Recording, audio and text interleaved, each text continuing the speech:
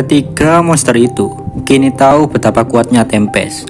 Dalam benak mereka berpikir bahwa hanya saja sudah kuat, apalagi pemimpinnya.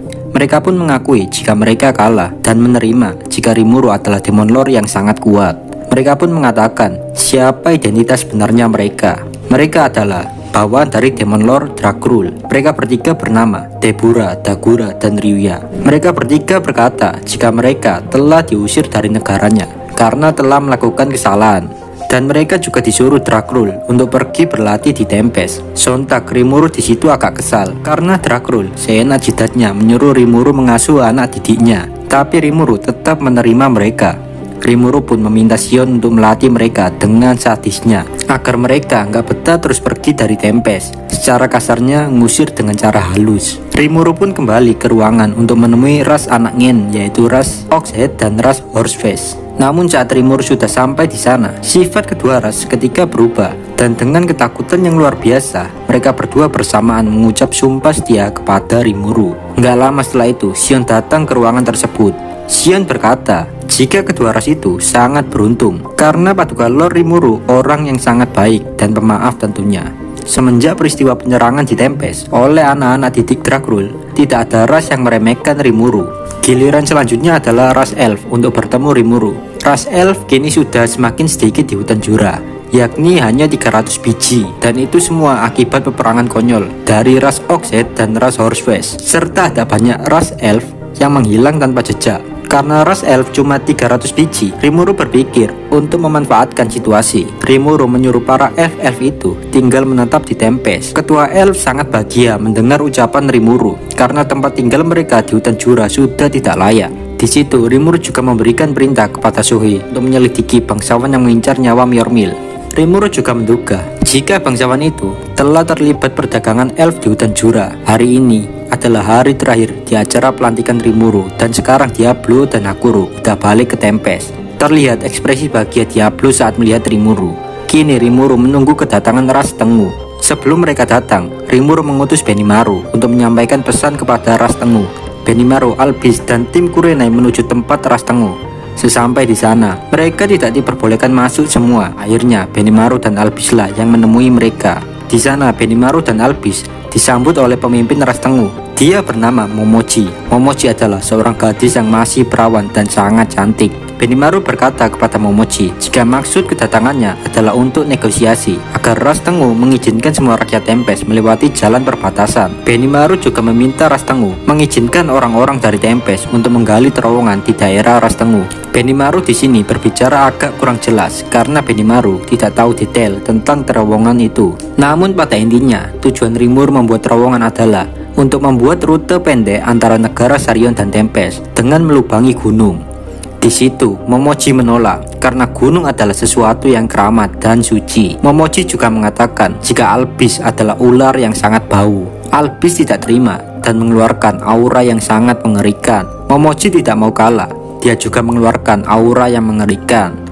Di situ Albis mengeluarkan mata ularnya yang dimana bisa membuat target terkena penyakit. Dengan santainya Momochi mengeluarkan kipas tangan miliknya dan berkata jika dia mempunyai resistensi tinggi terhadap suatu penyakit. Di saat itu juga Momochi langsung memukul perut Albis dan membuat Albis terpental hingga pada ujung ruangan. Di situ Momochi berkata kekuatan Beastman terkuat sangat mengecewakan. Albis ketika emosi dan berkata jika dia tidak akan menahan diri lagi. Momochi pun mengatakan jika dia juga belum mengeluarkan kekuatan penuhnya, takutnya nanti ada yang gak kuat dan mati. Kedua wanita itu terus bertarung, tapi Benimaru dengan santainya meminum sebuah teh. Namun saat melihat Albis dalam bahaya, seketika Benimaru menghentikan pertarungan.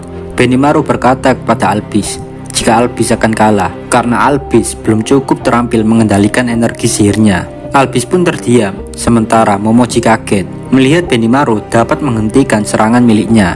Nggak lama datang seorang wanita memukul kepala Momochi. Dia adalah Kaede atau ibu dari Momochi. Kaede emosi karena Momochi telah membuat keributan. Dan seketika Momochi menangis. Kini diskusi antara Tempest dan ras Tengu akhirnya dimulai. Di situ mereka juga menyadari jika gaya bertarung Momochi dan Benimaru itu sama, yang berasal dari perguruan Oboroyu. Diskusi berlanjut curhat jika 300 tahun lalu di desa Ogre, Kaede bertemu dengan seorang manusia bernama Byakuya. Dari Byakuya, Kaede mempelajari ilmu teknik pedang Obororyu. Sebelum Byakuya mati, dia meninggalkan seorang cucu yang sekaligus menjadi suaminya kini. Namun suaminya belum pernah mempunyai nama. Benimaru seketika berkata, jika cucu Byakuya sekarang sudah mempunyai nama, dan namanya sekarang adalah Hakuro. Kaede bahagia karena orang yang dia cintai kini sudah memiliki nama. Di situ Kaede tahu jika Benimaru dilatih oleh suaminya. Kaede pun berencana menjodohkan anaknya dengan Benimaru. Seketika teh yang lagi diminum Benimaru sontak disemburkan. Kaede berkata, jika ingin Rastengu mengabdi kepada Rimuru, maka Benimaru harus mau menikah dengan Momochi. Sedangkan wajah Momochi seketika memerah. Momochi menolak permintaan ibunya dan pergi meninggalkannya. Kaede merasa umurnya tidak lama lagi, makanya dia berencana menjodohkan Momochi dengan Benimaru supaya Hakuro bisa menjaga Momochi. Kaede kini sedang sakit dan kondisi tubuhnya sangat lemah. Karena dulu Kaede mengandung Momochi sangat lama, dan Kaede memberikan semua kekuatan dan energi sihirnya kepada Momochi. Dengan keadaan kebingungan, Benimaru menceritakan semuanya pada Rimuru. Di situ Rimuru kaget jika Hakuro sudah mempunyai seorang anak. Singkat cerita, Benimaru, Hakuro, dan Rimuru akhirnya diskusi. Rimuru nggak mau tahu tentang asmara para bawahannya, dan hari ini adalah kedatangan Rastengu. Rastengu disambut di ruangan VIP. Momochi berkata jika mereka nggak sudi menjadi bawahan Rimuru, tapi mereka juga tidak mau bermusuhan dengan Rimuru. Momochi berpikir jika Rimuru bekerja sama dengan Frey, karena dulu saat Frey masih menjadi Demon Lord, Frey terus memantau negara Sarion, dan Frey harus melewati desa Rastengu untuk melakukan pemantauan. Di situ Frey kepikiran untuk menambah kekuatan militer dengan menundukkan Rastengu. Rimuru pun berkata jika dia tidak ada hubungan apa-apa dengan Frey. Para bawahan Rimuru juga mengumpulkan informasi, dan akhirnya kesalahpahaman berhasil diselesaikan. Kini Rimuru dan Rastengu membuat perjanjian, tapi Rastengu masih belum bisa mengizinkan Rimuru membangun terowongan, dan mau tidak mau perjanjian membangun terowongan ditunda terlebih dahulu. Setelah membuat perjanjian, Kaede memberikan surat kepada Rimuru yang berisi bahwa Kaede mempercayakan Momochi kepada Hakuro, dan Kaede juga berkata jika sebenarnya Momochi menyukai Benimaru. Hakuro mendekati Momochi. Sontak Momochi langsung memeluk ayahnya. Hari ini adalah hari pertama ayah dan anak bertemu, dan di situ pecahlah tangisan Momochi saat memeluk Hakuro. Hakuro juga mengatakan jika dia akan melatih Momochi supaya Benimaru dapat mencintai dan memilihnya. Gak lama setelah itu, Suna memberikan surat dari Albis.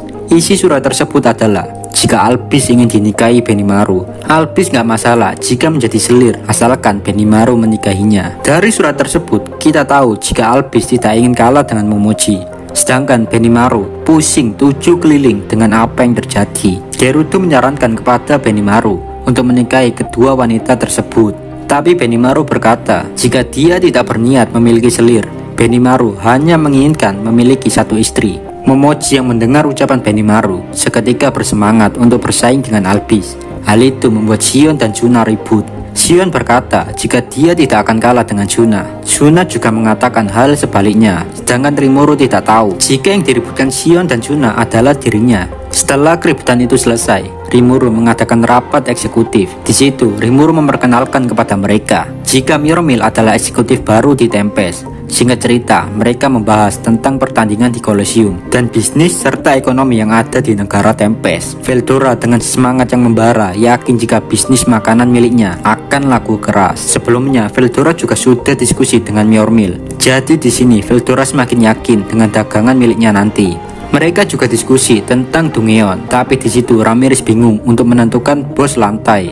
Mereka mencoba berpikir lagi, dan akhirnya mereka sepakat jika Adalman adalah bos lantai 60, Apito bos pada lantai 70, Zekion bos pada lantai 80. Gak lama setelah itu, Rangga membawa rubah imut milik Clayman. Rubah itu berkata jika dia tertarik dengan hutan di Dungeon. Seketika Rimuru memberikan nama pada rubah tersebut dengan nama Kumara, bukan Kurama. Rubah kecil itu seketika berubah dan kini mempunyai energi sihir yang lebih kuat lagi. Gak perlu waktu lama, Rimuru langsung menunjuk Kumara untuk menjadi bos lantai 90. Gak ada angin, gak ada hujan, Zoe datang membawa kabar jika Serikat Perdagangan Buddha telah dihancurkan oleh seseorang pahlawan bernama Masayuki.